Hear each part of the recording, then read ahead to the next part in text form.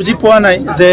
যদি মই দেখাও নাই ইউডিএফে যদি সাপোৰ্ট দিছে কিয় দিছে কাৰণ যোৱা 17টা বছৰ যেতিয়া হাগ্ৰামা মহিলাৰীয়ে শাসন কৰি আছিল বিটিআৰ অঞ্চলত কিমান অশান্তি হৈছে কিমান মানুহ কষ্ট পাইছে কিমান মানুহৰ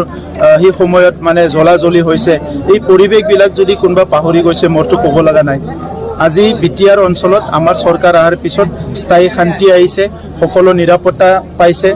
সকলোৰ সমন্বয় হৈছে আৰু এটা সুশাসন এটা গঢ়ি উঠিছে আজি ৰাস্তা ঘাটৰ পৰা আদি কৰি শিক্ষা অনুষ্ঠান সকলো আমি বনাবলৈ সক্ষম হৈছো গতিকে বিটিআৰ অঞ্চলত দশকৰ পৰা দশক ধৰি সকলো মানে ইয়াত শান্তি আহাটো সকলো আশা কৰি আছিল আৰু আজি ইউপিপিএল বিজেপিৰ নেতৃত্বত যি চৰকাৰ আহিছে ইয়াত স্থায়ী শান্তি আহি গ'ল তো এনেকুৱা সময়ত কোনোবা দলে কিহৰ কাৰণে ভোট দিব ওলাইছে কাক সমৰ্থন কৰিব বিচাৰিছে মই এটো নাজানো কিন্তু তেখেতসকলে যদি শান্তি বিচাৰে তেখেতসকলে যদি উন্নয়ন বিচাৰে তেখেতসকলে যদি আমাৰ বিটিআৰ অঞ্চলৰ জাতি জনগোষ্ঠী ধৰ্ম সকলোৰ লগত সমন্বয়টো বিচাৰে তেনেহলে তেখেতসকলে নিজৰ নিজৰ চিন্তাটো কৰক মোৰ ইয়াত ক'ব লগা নাই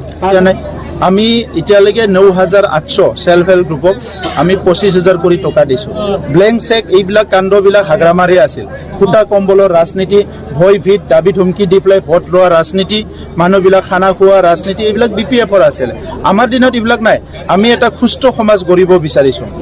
৫,০০০ কৰি আমি ২৭,০০০ ছাত্ৰ ছাত্ৰীক ইতিমধ্যে দিয়া হৈছে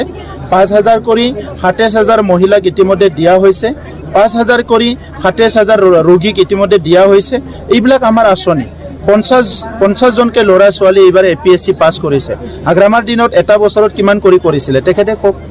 আজি আমাৰ সময়ত ১,৬৮,০০০ পিএমঅ'ৰ ঘৰ নিৰ্মাণ কৰা হ'ল মাত্ৰ ৩ বছৰত ১৭টা বছৰৰ হাগ্ৰামা মহিলাৰ দিনত মাত্ৰ ৩৯,০০০ ঘৰ নিৰ্মাণ কৰা হৈছে এতিয়া আমাৰ সময়ত